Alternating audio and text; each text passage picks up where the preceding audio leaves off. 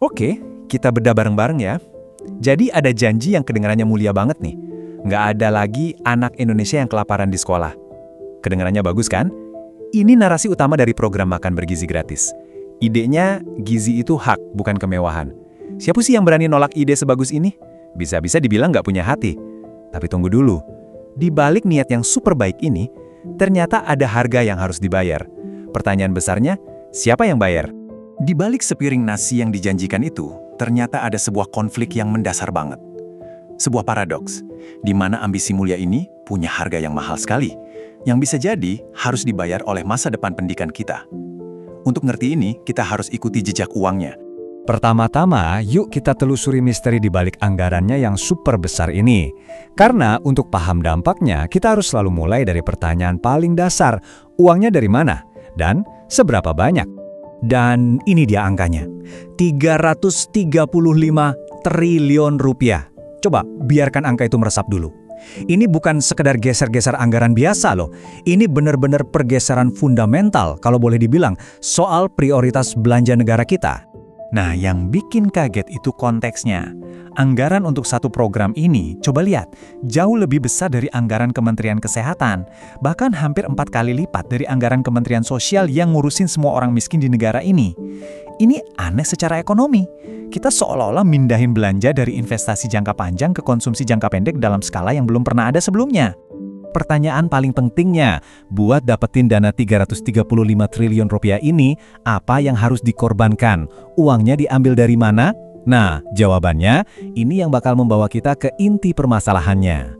Dan ternyata, jejak uang ini membawa kita ke jawaban yang cukup mengejutkan. Sumbernya datang dari pos anggaran yang semestinya itu sakral dan dilindungi konstitusi. Dana pendidikan. Inilah harga yang harus kita bayar. Padahal ya, pemerintah udah berkali-kali bilang, enggak, program ini nggak akan menyentuh apalagi mengambil anggaran pendidikan. Katanya ini cuma efisiensi, bukan pemotongan hak. Begitu narasinya. Tapi, kan angka nggak bisa bohong. Data resmi nunjukin hal yang beda. Lewat peraturan Presiden nomor 118, jelas banget tertulis kalau hampir sepertiga, tepatnya 29% dari total dana pendidikan nasional kita itu dialihkan buat program makan ini. Jadi, gimana ceritanya? Bantahan resminya kok beda banget sama aturan yang mereka bikin sendiri? Dan di sini kita bisa lihat betapa nggak proporsionalnya porsi itu. Dana buat Badan Gizi Nasional itu 223 triliun. Bandingkan sama Kementerian Pendidikan Dasar yang cuma dapat sekitar 56 triliun. Logikanya kan, dana pendidikan ya buat pendidikan. Tapi di sini, pengadaan makanan malah dapat porsi 4 kali lebih besar. Inilah yang namanya opportunity cost. Ketika dana sebesar itu dialihkan, apa yang kita lepas? Menurut data Kemendikbud sendiri, lebih dari separuh ruang kelas SD dan SMP di Indonesia itu kondisinya rusak. Uang yang harusnya bisa dipakai buat benerin ribuan sekolah itu, sekarang dipakai buat nasi dan lauk. Ini bukan efisiensi, ini soal salah prioritas. Oke, kita sudah tahu uangnya dari mana. Pertanyaan selanjutnya, siapa yang bakal ngelola uang segede ini?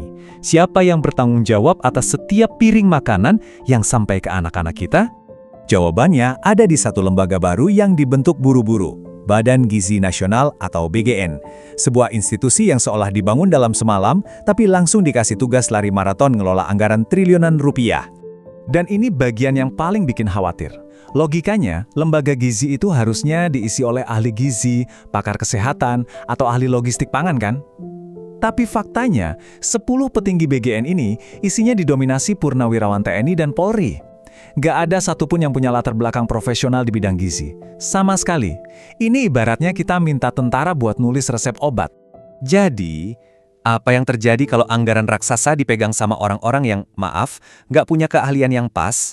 Nah, disinilah bau-bau nggak sedap soal perburuan rente mulai kecium dari dapur-dapur penyedia makanan. Padahal janjinya manis banget. Katanya program ini bakal memberdayakan UMKM dan catering-catering kecil di daerah. Tapi laporan di lapangan nunjukin cerita yang beda jauh.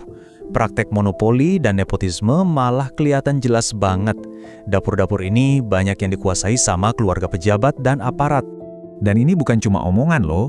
Contohnya di Sulawesi Selatan. Ada laporan kalau anak dari seorang pimpinan DPRD setempat diduga menguasai sampai 41 dapur MBG.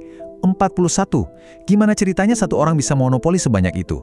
Dapur-dapur ini bisa jadi ATM baru buat para kroni. Ketiadaan ahlinya ini juga kelihatan dari strateginya yang nggak nyambung. Masalah gizi utama kita itu stunting. Itu terjadinya di 1000 hari pertama kehidupan, jadi sasarannya ibu hamil dan balita. Solusinya malah ngasih makan semua anak sekolah, termasuk anak-anak di kota besar yang gizinya sudah bagus dan nggak berisiko. Kenapa uang rakyat dihambur-hamburkan buat mereka yang sudah kenyang? Bahkan ada studi yang nunjukin kalau program ini fokus ke kelompok yang benar-benar butuh, ibu hamil, balita, keluarga miskin, anggarannya itu cuma butuh sekitar 117 triliun. Artinya, ada potensi pemborosan lebih dari 200 triliun rupiah. Uang sebesar itu bisa dipakai buat benerin semua sekolah yang rusak di Indonesia. Jadi, setelah kita lihat semua datanya, penting banget buat kita garis bawahi satu hal. Analisis ini bukan lahir dari kebencian atau mau menjatuhkan program, sama sekali bukan. Justru sebaliknya. Intinya tuh di sini. Gak ada yang nolak ide kalau anak-anak kita harus dapat gizi yang baik. Siapa sih yang gak mau? Yang dikritik itu calanya. Kita nggak bisa diam aja ngelihat hak pendidikan dikorbankan, anggaran triliunan dipegang sama yang bukan ahlinya, terus dapur gizi malah jadi lahan cari untung buat segelintir orang.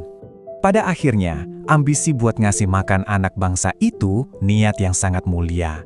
Tapi jangan sampai niat baik itu dirusak oleh pelaksanaan yang cacat logika dan penuh masalah. Karena sejarah akan menilai, bukan dari berapa juta piring yang dibagikan, tapi dari seberapa jujur kita menjaga amanah rakyat demi masa depan generasi penerus kita semua.